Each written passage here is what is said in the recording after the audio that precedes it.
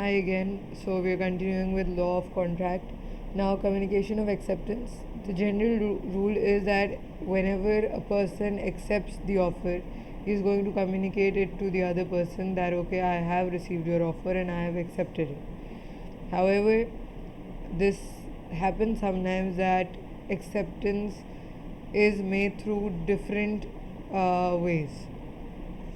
So, in a unilateral contract, an uncommunicated acceptance is also sufficient.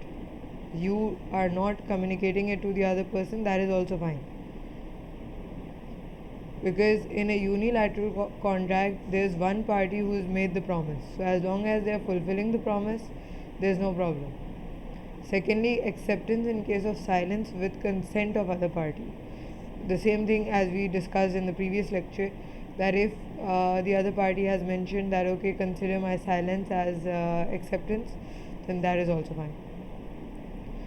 Now, in if you go back 5, 10 years or 15 years, post was something that was widely used back then,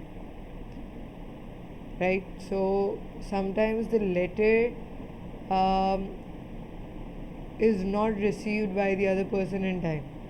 Sometimes there is a delay in it. Okay, so it mentions that if postal rule is applied, then uncommunicated acceptance will suffice, as according to postal rule, acceptance will be completed when letter is properly posted. Acceptance is not completed when the letter has been received. Acceptance is completed when it has been posted properly.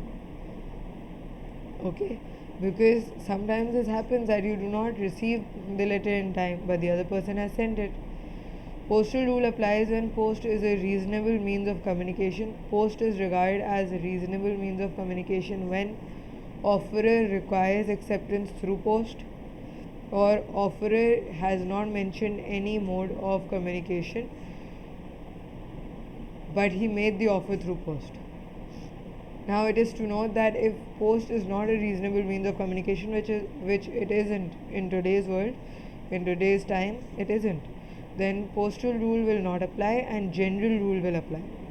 That is, acceptance will be completed when letter is received by offerer.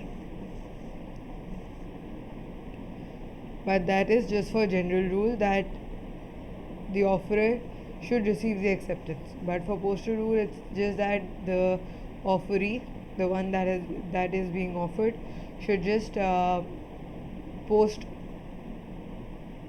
the letter properly. Postal rule can also be excluded by offerer despite of requiring acceptance through post if he has specifically stated the exclusion in offer. Now, intention to create legal relationship. There are two types of relations.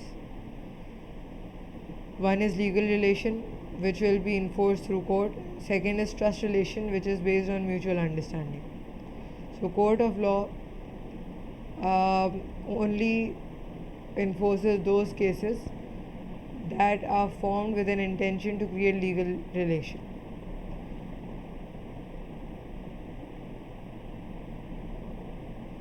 Burden of proof in that case is going to be on that party who is trying to get rid of their liability.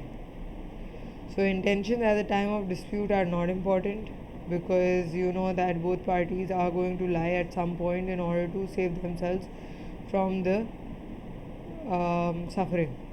Court of law considers intention at the time of formation of contract.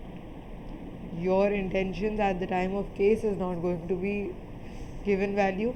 Only your intentions at the time of formation of contract will be given value. While determining intention at the time of formation of contract, court of law takes certain assumptions that in domestic and social relationship, intention is of trust relation first, and second, business and commercial arrangement, intention is of legal relation. So one thing, your relation is based on trust.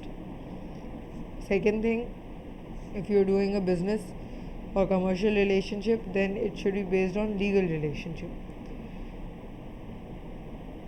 These assumptions can be reversed if the parties have bargained keenly. because if it comes to that point that the parties are bargaining amongst themselves, if they are trying to negotiate amongst the clauses of the contract, then there is a clear indication that there is lack of trust between the two parties. Dealing between husband and wife, dealing between parents and children, dealing between relatives, this all happens when there is a lack of trust. So examples of rebuttal are or reversal of the contract are that married couple gets divorced, parents and children often quarrel amongst business or inheritance, or when parties have high reliance factor on each other. So this often happens when relatives are relying on each other a lot. That is when the quarrel comes in.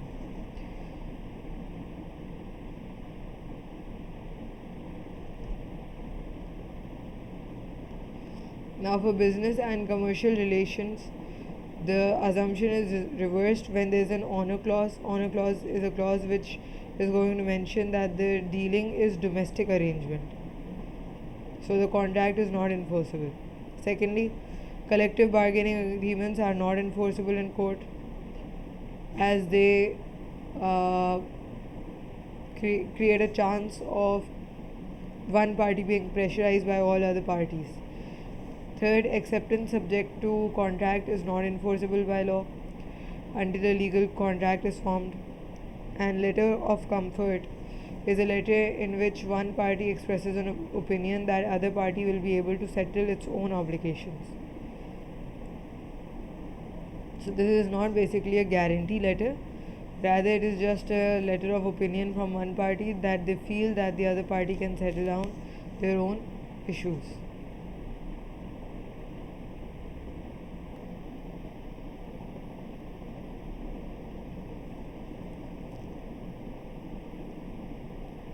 Now, consideration. Consideration is considered to be a sacrifice made by one party for making a promise to another party. So, this could include sacrifice of resources, giving away of resources. It could relate to sacrifice of right or acceptance of obligation.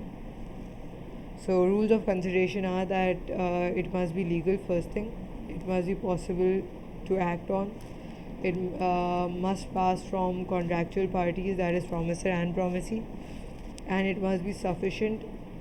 Even if it is not adequate, adequate means even if it is not in a very big quantity, but even if it's a small gift or something, it should be sufficient, it should be worth it.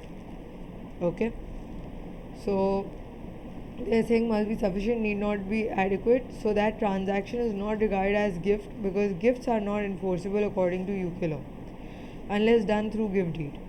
So according to this rule, court will not interfere in case of bad bargain, as consideration is acceptable if sufficient.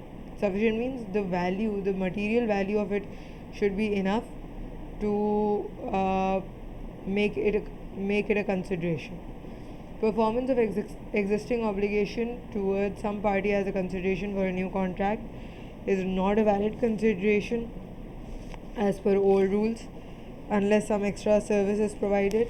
First thing. Second thing, but according to new rules, existing obligation can be a valid consideration for a new contract if no pressure was exerted and benefit of practical nature was conferred on other party and it has agreed with mutual understanding. So basically they are saying that first thing, if it's a valid consideration as per old rules, then it is generally not considered to be a valid consideration. Okay. Second thing, according to new rules, existing obligation can be a valid consideration for a new contract depending on the situation that no pressure was exerted or no benefit of practical nature was given to the other party, and both the parties came together, they mutually agreed on this consideration and then it was applied onto the court. Performance of an existing obligation is always a valid consideration towards third party because you haven't basically made the performance yet, right? You still have to perform it to them. So for the third party, you have to give in the existing obligation. And that is considered to be the valid consideration. For example, if you've paid me the fees, but I haven't performed yet, I haven't given you the classes yet, then even if you come back after a month, this is still going to be a valid consideration that I should offer you the lectures, I should provide you with the lectures.